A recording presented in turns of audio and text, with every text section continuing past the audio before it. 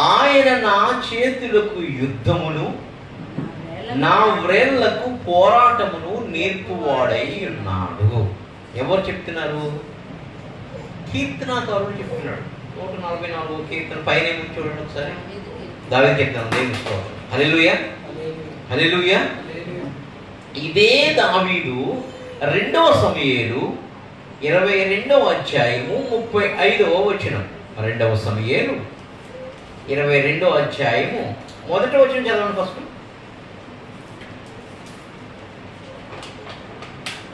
యెహోవా నన్ను సౌలు చేతిలో నుండి తన శత్రువులందరి చేతిలో నుండి తప్పించిన దినమున, సౌలు చేతిలో నుండి తన శత్రువుల చేతిలో నుండి తప్పించిన దినమున దావీదు ఈ గీత వాక్యము చేసి యెహోవాను స్తోత్రించెను. చెప్తూ ఎక్కడికి వస్తున్నాడు? 35లో చూడండి.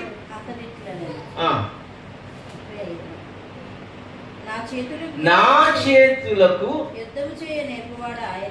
నా చేతులకు అంటే 2వ సమూయేలులోనూ ఉంది ఈ కీర్తన, 144లోను ఈ కీర్తన ఉంది. ఏంటంట ఆ కీర్తనలో ఉన్నది? నా చేతులకు యుద్ధము చేయు నేర్పువాడును, నా వ్రేళ్లకు నా వేళ్లకు పోరాటము. హల్లెలూయా. చేతికేమో యుద్ధము, ఈ వేళ్లకేమో పోరాటం నేర్పుతాడంట. హల్లెలూయా. ఎక్కడ? సౌలు శత్రువులందరి చేతుల్లోంచి విడిపించడానికి ఆయన చేతికి, రెండోది ఆయన వేళ్లకు పోరాటాన్ని నేర్పుతున్నాడంట. హల్లెలూయా, హల్లెలూయా, హల్లెలూయా. ఈ చేతులకి ఈ వేళ్ళకి పోరాటము, యుద్ధము గనక ఆయన దగ్గర నుంచి మనం నేర్చుకోగలిగితే అప్పుడు ఆయనే కోటగా, ఆయనే ఆశ్రయముగా, ఆయనే దుర్గముగా, కిందంతా అదే మన కీర్తన అంతా, ఆయనే కేడముగా అన్నీ జరుగుతూ ఉంటాయి. హల్లెలూయా, హల్లెలూయా. అయితే ఈ చేతులకి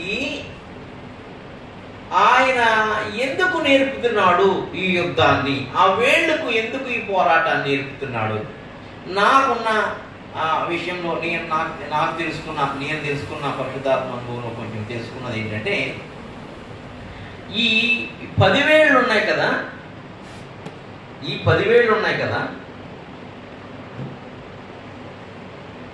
హల్లెలూయా, హల్లెలూయా.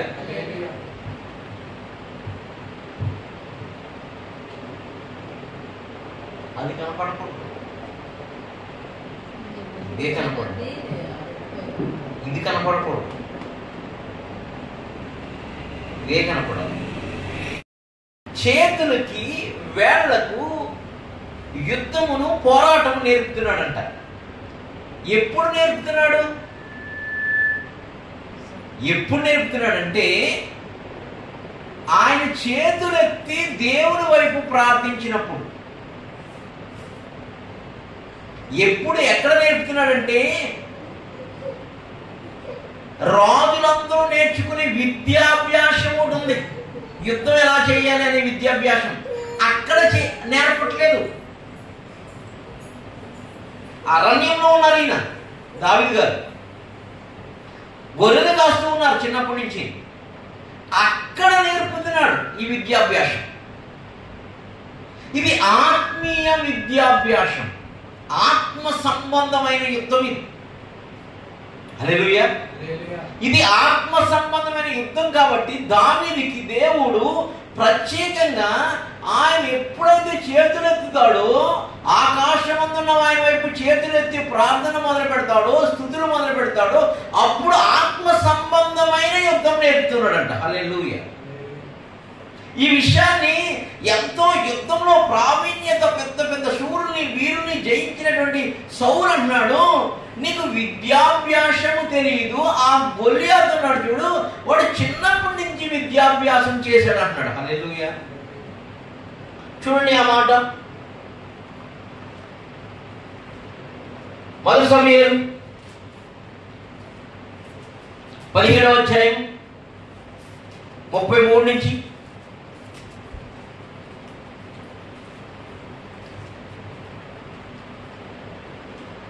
32 చదువు పర్లేదు.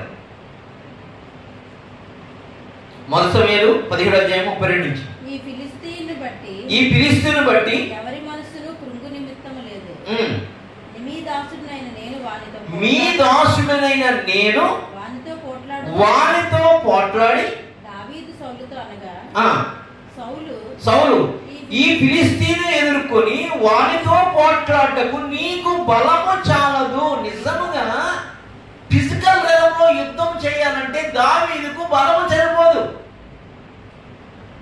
కానీ ఆత్మ సంబంధమైన యుద్ధం చేసినప్పుడు ఈ లోకంలో ఏ బలమైనా దావీదు ముందు ఓడిపోతుంది. నీ ముందు కూడా, నా ముందు కూడా ఓడిపోతుంది. ఆత్మ సంబంధమైన చేతులకు వేళ్లకు పోరాటం, యుద్ధం అనే ప్రార్థన యుద్ధం నేర్చుకోవాలి. హల్లెలూయా. అప్పుడు అది ఏదైనా ఓడిపోతుందంట. హల్లెలూయా. అది ఎటువంటిదైనా పడిపోతుందంట. అది ఎటువంటిదైనా కూలిపోతుందంట. హల్లెలూయా. చూడండి, నీ బలము నీకు బలము చాలదు, నీవు బాలుడవు, వాడు బాల్యము నుండి యుద్ధాభ్యాసం చేసిన వాడని దావీదుతో అన్నాడు. ఏమన్నాడు దావీదు రాజుతోటి? వాడు చిన్నప్పటి నుంచి ఆ గొలియాతు గాడు యుద్ధాభ్యాసం చేశాడు బాల్యం నుండి అన్నాడు. ఈయన కూడా స్టేట్మెంట్ ఇస్తున్నాడు. ఏ స్టేట్మెంట్ ఇస్తున్నాడు? నేను కూడా చిన్నప్పటి నుంచి నా చేతులకి, నా వేళ్లకు ఒక పోరాటము, ఒక యుద్ధం నేర్పాడు. అది మామూలు మీలాగా చేసే యుద్ధము కాదు, ఫిజికల్ రంగంలో చేసే యుద్ధము కాదు, ఆత్మ సంబంధమైన యుద్ధము.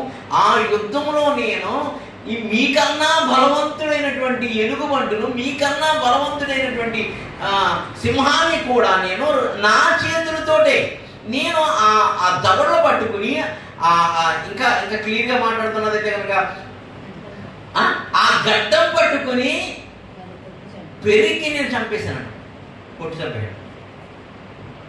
హల్లెలూయా. హల్లెలూయా.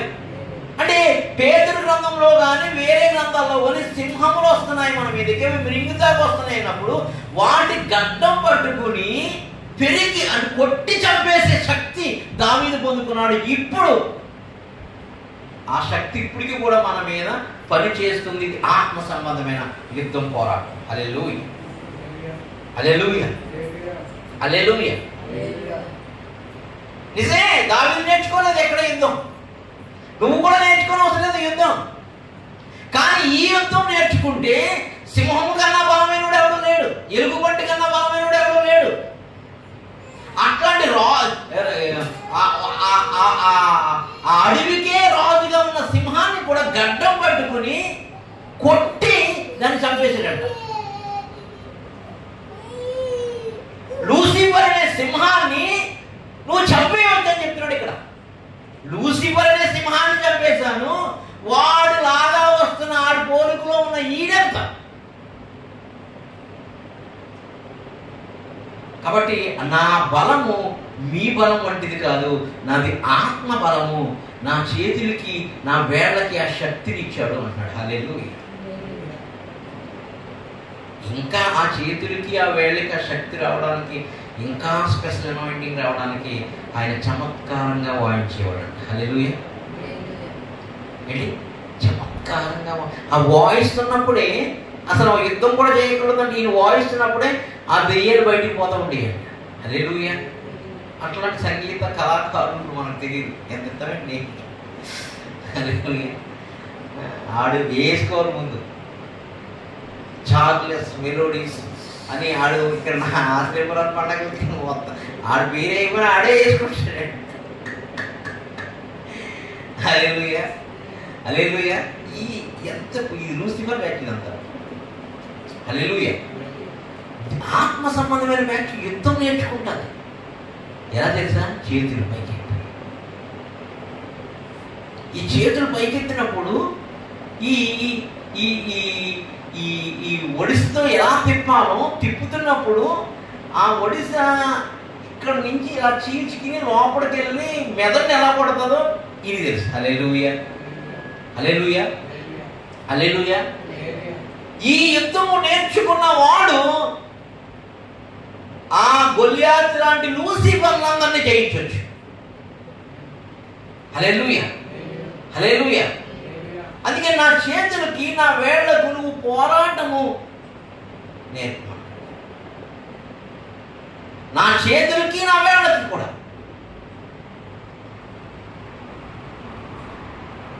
చూడండి ఇంకా అదొక దావీదు సౌలుతో ఇట్లను, మీ దాసుడైన నేను నా తండ్రి యొక్క గొర్రెలను కాల్చుండగా సింహమును ఎలుగుబంటి వచ్చి మందలో నుండి ఒక గొర్రె పిల్లను ఎత్తుకొని పోవచ్చుండ, నేను దాన్ని తరిమి చంపి దాని నోట నుండి ఆ గొర్రెను విడిపించి తిని అది నా మీదకి రాగా, అందులో వస్తుంది, దాని మీదకి వస్తున్నప్పుడు గడ్డం పట్టుకున్నాడంట. దాని గడ్డం పట్టుకుని ఉందా అన్నమాట, దాని గడ్డం పట్టుకుని దాన్ని కొట్టి హల్లెలూయా హల్లెలూయా. ఏ పట్టుకున్నాడు? చేతులతోటి. ఎక్కడికి వచ్చింది శక్తి? అదే పరిశుద్ధాత్మ శక్తి, అదే పరిశుద్ధాత్మ బలం. అది ఫిజికల్గా వచ్చినా లేదా ఆత్మ సంబంధంగా దెయ్యం రూపంలో, చీకటి రూపంలో, పాపం రూపంలో దేని వచ్చినా కూడా దాన్ని చంపేయచ్చు. ఈ యుద్ధం నేర్చుకోవాలి. ఈ యుద్ధం నేర్చుకోవాలంటే చేతులు పైకి వెళ్తారు. హల్లెలూయా హల్లెలూయా.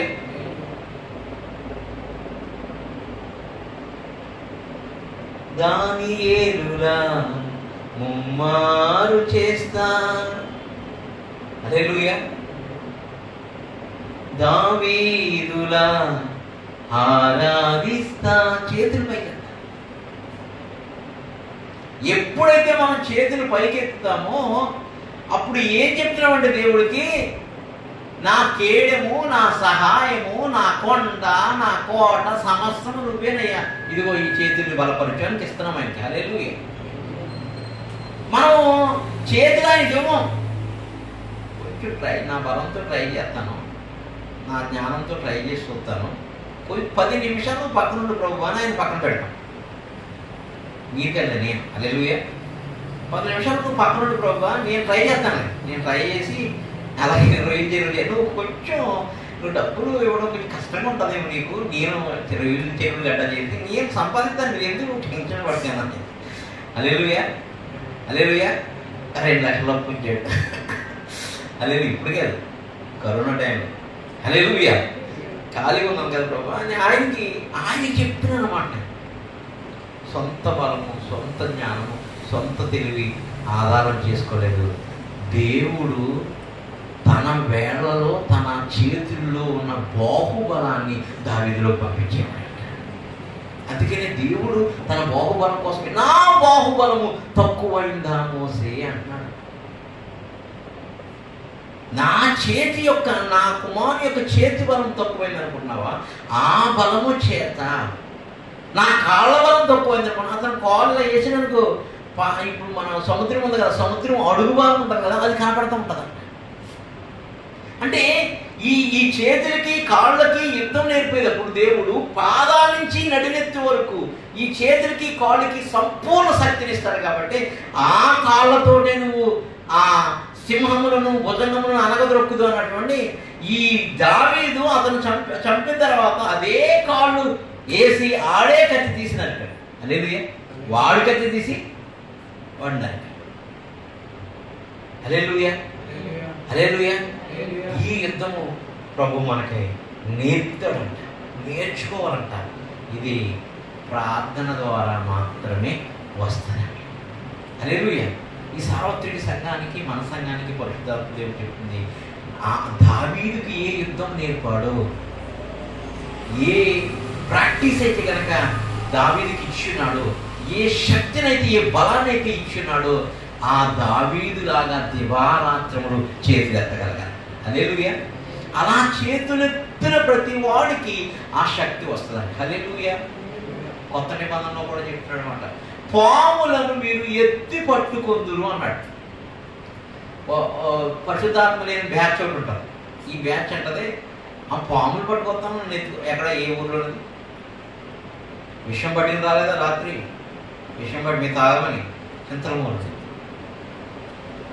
పట్టుకుని వచ్చేసాను. నువ్వు విషయం తాగుతావా? కింద వచ్చి ఉంటుంది, పాములు ఎత్తి పట్టుకుందరు, విషం తాగినని ఏమవ్వదు, వారి చేతులు ఉంచగా స్వస్థత నొందుదురు అనేది. చేతుల్లోనికి ఆ వేళ్లలోకి యుద్ధం వచ్చింది కదా, ఆ శత్రువు రోగం అనే దెయ్యం ఉన్నప్పుడు ఆ దెయ్యాన్ని ఈ చెయ్యి చంపేస్తూ ఉంటుంది. హల్లెలూయా. ఈ పాముల్లాగా సర్పాల్లాగా భుజంగములాగా ఉన్న చీకటి శక్తులు కూడా వాటిని ఎత్తిపడతామంట. హల్లెలూయా. అంటే ఏంటి? ఇలా ఎత్తుకుని ఆ పాములందరూ ఎక్కడెక్కడ ఉన్నాయి ఎత్తుకుని పట్టుకోవడం అది కాదు అక్కడ చెప్పేది. ఆ పాముల్లాంటి సర్పాల్లాంటి శక్తులను కూడా నువ్వు తొక్కు వేస్తావు అని 91వ కీర్తనలో రాసిన దాన్ని ఇక్కడ రాస్తున్నాడు. ఆ పాములను, ఆ సర్పములను, ఆ భుజంగములను ఎత్తిపడదు అనే దానికి కారణం ఏంటంటే నీవు వాటిని అణిచివేస్తావు, వాటిని చంపివేస్తావు అని అర్థం. హల్లెలూయా. తెలియదు కదా, ఫిజికల్ రంగంలో తీసుకుంటారు. ఆత్మ సంబంధమైన యుద్ధం తెలియని మనిషికి ఫిజికల్ రంగంలో విషం పట్టరామంటావా? హల్లెలూయా. పాములు పట్టరామంటావా? ఇలా పాములు పట్టుకునే వాళ్ళు కూడా నాకు తెలియదు. పౌలు చుట్టూ ఏమొచ్చింది? పౌలు చేతికి ఏమొచ్చింది? ఏమైంది? మంటలు అదందరూ అయిపోతారు. హల్లెలూయా. అంటే అట్లాంటి విషనాగులు లాంటి అట్లాంటి చీకటి అంధకార శక్తులు నిన్నేమీ చేయలేదు. వాటిల్ని నువ్వు ఎత్తిపడతావు, వాటిని చంపివేస్తావు, వాటిని అణిచివేస్తావు. వాటి మీద నీకు బలం ఇచ్చాడు దేవుడు, నీకు అధికారం ఇచ్చాడని చెప్పడానికి. అదే కొత్త నిబంధనలు కూడా రాయించాడు. సర్పములను, తేలును, భుజంగములను. నిన్న ఒక అతను ప్రార్థన చేశాను, తేలు లాంటిది వచ్చేసింది. హల్లెలూయా. నేను ఇక్కడ పట్టికి నేను నడిపేస్తున్నాను నిద్రలోనే. హల్లెలూయా. చంపేస్తున్నాను దాన్ని. ఈమెను ఎక్కడ కొట్టదేమో నేను పడేద్దామని నువ్వు పట్టుకున్నా అంటున్నా నేను నిద్రలోనే. హల్లెలూయా. అతని మీద ఉన్న సర్పం మన మీదకి వస్తే దాన్ని ఎత్తిపడతాం, దాన్ని పట్టుకుని చంపుతాం. అదే ఈ సింహాన్ని ఆయన గడ్డం పట్టుకుని కొట్టి చంపాడంట. అట్లా చంపడానికి కోసం రాస్తున్నాడు అక్కడ. హల్లెలూయా. అందుకని చేతులు ఉంచినప్పుడు అని ఎందుకు రాశాడు? చేతులు ఉంచినప్పుడు వారందరూ స్వస్థులందరినీ, వారిలో ఉన్న చీకటి, దయ్యము, అపవిత్రాత్మలు అన్నీ కూడా నీ చెయ్యి ద్వారా, నీ చేతికి నేర్పిన యుద్ధము ద్వారా, నీ చేతికి, నీ వేలుకు నేర్పిన పోరాటం ద్వారా వాటిని హతమార్చే శక్తి అనగా యేసుక్రీస్తు యొక్క హస్త నిక్షేపంలో ఉన్న శక్తి వస్తుంది. అందుకనే ఆయన చూపుడు వేళ్ళతో దయ్యమును వెళ్ళగొట్టాడని రాశాడు. హల్లెలూయా. ఎవరు? ఆయన చూపుడు వేలుతో ఏం చేసేవాడంట? అంటే ఏంటి? ఎత్తిపట్టు, నువ్వే ఎత్తిపడతావు, నువ్వే అని దాన్ని అలా చూపించినప్పుడు దాన్ని వెళ్ళిపోయిందంట. హల్లెలూయా. అంత అధికారము ఆ దావీదు చేతులకి వేళ్ళకి నేర్పించాడు. అదే కొత్త నిబంధనలో చెప్తున్నాడు. మీరు చేతులుంచగా అంటే ఆ చేతులకి ఆ యుద్ధము నేర్పాను అన్నాడు. హల్లెలూయా. మీరు చేతులు ఉంచకంటే మీ చేతులకి ఆ యుద్ధము, మీ వేళ్ళకి ఆ పోరాటం నేను నేర్పాను దావీదులా. కాబట్టి మీరు కూడా సింహములను, భుజంగములను, నాగుపాములను అనగదొక్కుతారు. ఆ దెయ్యపు శక్తులను, చీకటి శక్తులను, అంధకార శక్తులను అణిచివేస్తారు. ఆ శక్తి మీ చేతుల్లో పెట్టి ఉన్నాను కాబట్టి మీ చెయ్యి చాపనంతనే అద్భుతం జరుగుతుందని చెప్తున్నాడు. హల్లెలూయా. ఇవన్నిటికీ ఇదే కారణం. హల్లెలూయా. హల్లెలూయా. ఇదే కారణం. దాన్ని చంపాలి. గొప్ప గొప్ప భక్తులందరూ మీరు అందరూ 2 చేతులు పైకెత్తండి అంటారు. ఏంది దాన్ని చెప్తాడు బాబు కదా. హల్లెలూయా. హల్లెలూయా. అంటే నా వల్ల కాదు ప్రభువా, నీ వైపు చేతులు చేస్తాను. మా గురువు గారు ప్రవీణయ్య గారు అందరూ మీ 2 చేతులు పైకి ఎత్తండి ప్రభు వైపు అంటాడు. హల్లెలూయా. చాలా మంది భక్తులు అంటారు ఆ విషయం. అదే విషయం నేను చూసిన దగ్గర చూసాను. ఎందుకు? ఆయన హస్తంలో దిగి వస్తాయి. హల్లెలూయా. ఆయన శక్తి దిగి వస్తుంది, ఆయన వేళ్ళు దిగి వస్తాయి, ఆయన పోరాటం దిగి వస్తుంది, ఆయన బాహువు దిగి వస్తుంది. హల్లెలూయా. హల్లెలూయా. అందుకని నువ్వు ప్రార్థించినప్పుడు కూడా చూడండి, ఇంకా అక్కడే ఉన్నాం. మోషే నిర్మాకాండము 9వ అధ్యాయము 33వ వచనం.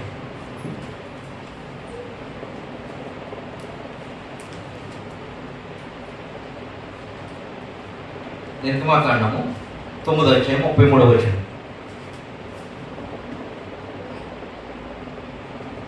చదవనా? మోషే ఫరోను విడిచి ఆ పట్టణము నుండి బయలువెళ్ళి ఎవరి వైపు? యెహోవా వైపు చేతులు ఎత్తినప్పుడు ఆ ఇరుములను వడగండ్లను నిలిచిపోయేను. చేతులెత్తే భూమి మీద వర్షము వడగండ్లు ఆగిపోవడమే. ఏ అద్భుతము జరగాలి, అందుకని చేతులెత్తి ఆ చేతుల్లోనికి దేవుని యొక్క కుడి హస్తం దక్షిణాస్తం వస్తుంది. ఆ చేతులకి నీకు యుద్ధాన్ని నేర్పిస్తుంది. ఎవరితో యుద్ధం? బలవంతుడితో యుద్ధం. ఎవరితో పోరాటం? బలవంతుడితో పోరాటం. వాడు సింహం వంటి వాడైతే వాడితో పోరాటం, ఎలుగు వంటి వాడైతే వాడితో పోరాటం, సర్పం వంటి వాడైతే వాడితో పోరాటం, తేలు వంటి వాడైతే వాడితో పోరాటం, భుజంగం వంటి వాడైతే వాడితో పోరాటం, ఏ అంధకార శక్తి అయినా వాడితో పోరాటం, చీకటి శక్తి అయినా, మరణ శక్తి అయినా, రోగ శక్తి అయినా వాటితో యుద్ధము పోరాటం నేర్పే శక్తి నీ హస్తాల్లోనికి అయి పంపిస్తాడు. నువ్వు చేతులు ఎత్తినా. హల్లెలూయా, హల్లెలూయా. చూడండి, మొదటి తిమోతి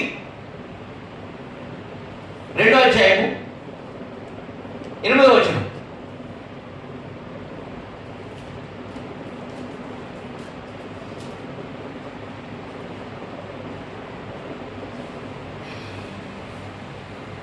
మొదటి తిమోతి 2వ అధ్యాయము 8వ వచనం.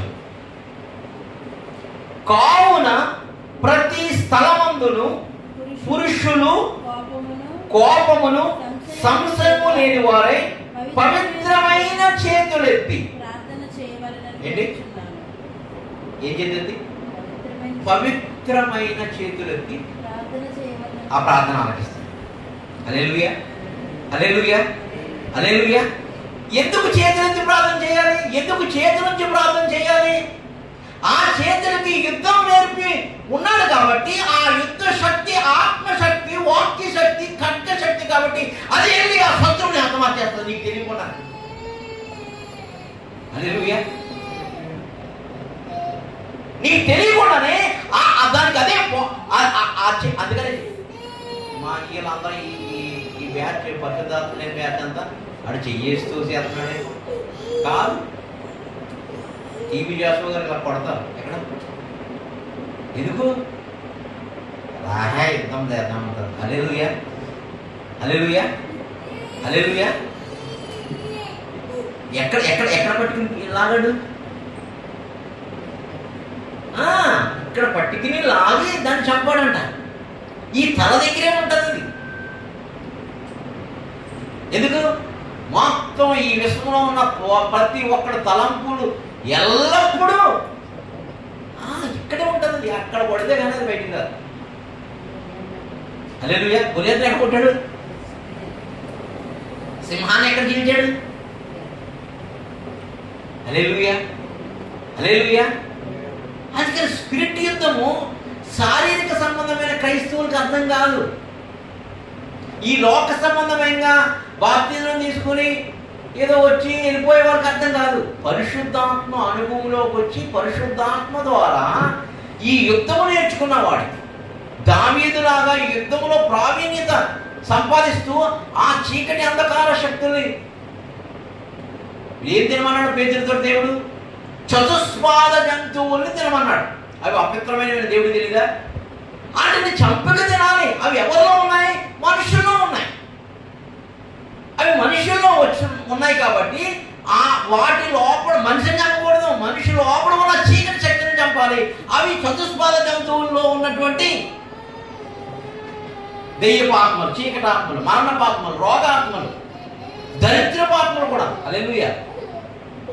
ఈ ఆత్మలు దరిద్రపాత్మలు కూడా ఇట్లా చంపక తినాలి మనం అని ప్రభువే చెప్తున్నాడు. ఆ చంపడంలో ప్రావీణ్యత వచ్చాడు కాబట్టి దావీదు గారు, నీవు నా చేతులకి నా వేళ్లకు యుద్ధం నేర్పడ్డాడు. అదేనా మాట?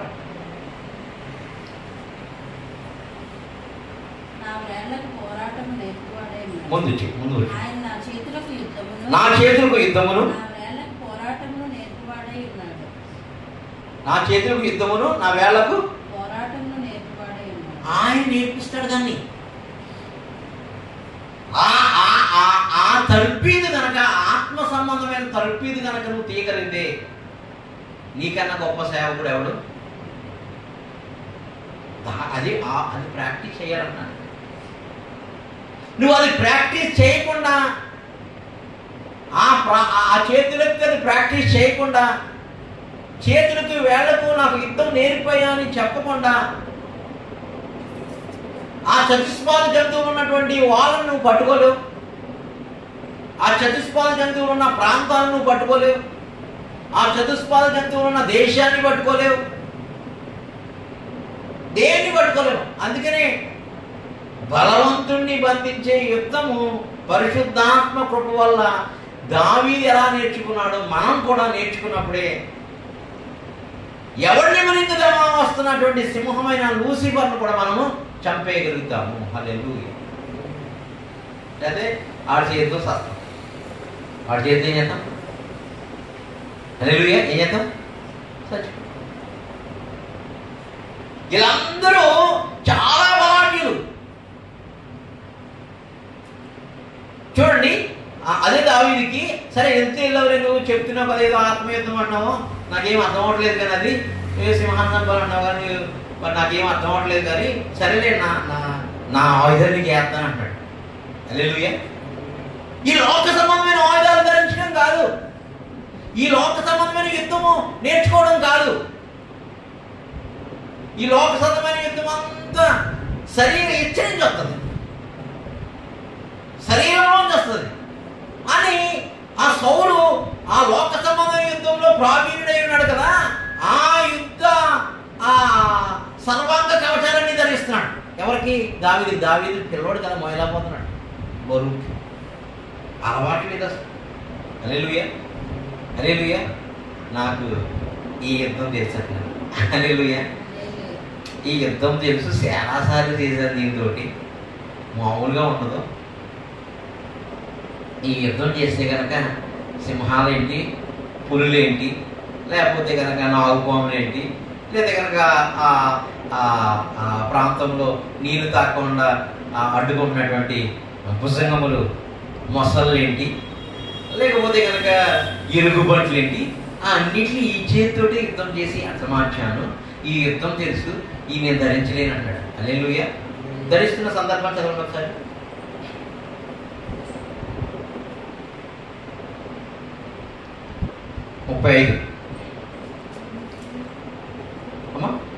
మొదటి సమయం 17:35. నేను దాన్ని తరిమి చంపి దాని నోట నుండే గొర్రె విడిపించి తిని అది నా మీదకి రాగదని గడ్డం పట్టుకుని దాన్ని కొట్టి చంపితిని. మీ దోషనే నేను ఆ సింహమును ఎలుగుబంటిని చంపితేనే, ఒక్క సింహం కాదు ఎలుగుబంటిని కూడా చంపితేనే, జీవము గల దేవుని సైన్యములను తిరస్కరించిన ఈ సున్నత లేని ఫిలిష్తీయుడు వాటిలో ఒకదాని వలె అగును. సింహము యొక్క బలము నుండి ఎలుగుబంటి యొక్క బలము నుండి రక్షించిన యెహోవా ఈ ఫిలిష్తీయుల చేతులను కూడా నన్ను విడిపించినని చెప్పాను. అందుకు సౌలు పొమ్ము, నేను నీకు తోడుగా అని. ఇక్కడ చూడండి, ఈ ధరించే సందర్భం ఉంటుంది చూడండి, అదే చేయడం.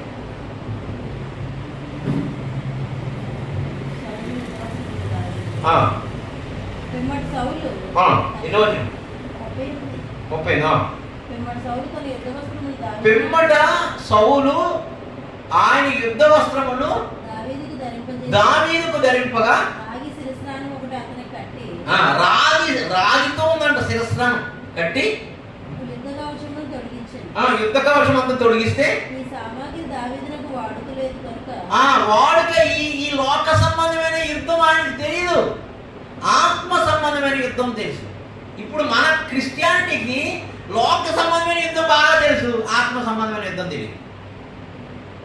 చదవడం వాడుక లేదు కనుక వాటిపైన కత్తి కట్టుకొని వెళ్ళగలిగినది లేదని చూచుకొనిన తరువాత దావీదు ఇవి నాకు వాడుక లేదు, వీటితో నేను వెళ్ళలేనని సౌలుతో చెప్పి వాటిని తీసివేసి తన కర్ర చేత పట్టుకొని సిలువను చేత పట్టుకుని బయలుదేరాడు. ఏటిలోయలో నుండి 5 చిన్న రాళ్ళను ఏరుకొని. హల్లెలూయా. సిలువను పట్టుకుని వెళ్ళాడంట, క్రీస్తును పట్టుకుని వెళ్ళాడంట, దుడ్డికరను పట్టుకుని వెళ్ళాడంట.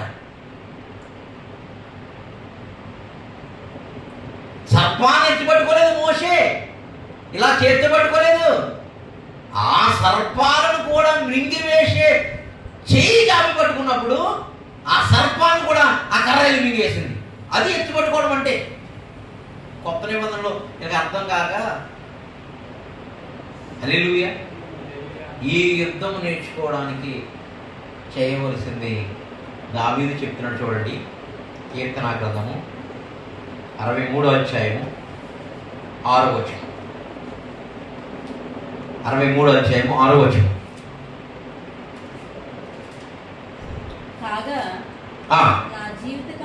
అదంటే నా జీవిత కాలమంతయు నేను ఇలాగు నిన్ను స్తుతించెదను.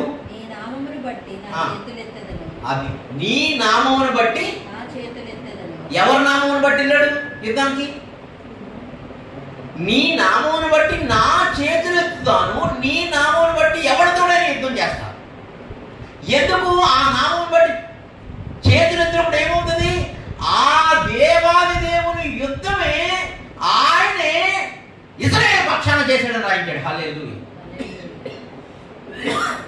లూసిఫరే వచ్చి నిలబడినా నువ్వు చేతులు ఎత్తి ఆయన నామాన్ని బట్టి ప్రార్థిస్తున్నప్పుడు ఆయనే వచ్చి అది ఎంతటి బలమైనదైనా కూడా దాన్ని బలహీనపరుస్తాడు దేవుడు నీ చేతుల ద్వారా, నీవు ఉచ్చరిస్తున్న నామం ద్వారా. నా జీవిత కాలం అంతా అన్నాడు దావీదు చెప్తున్నాడు 63లో, నా జీవిత కాలం అంతా నిన్నే నేను స్తుతిస్తాను, నీ నామమును బట్టి నేను యుద్ధానికి వెళ్తాను నా చేతులెత్తి. హల్లెలూయా.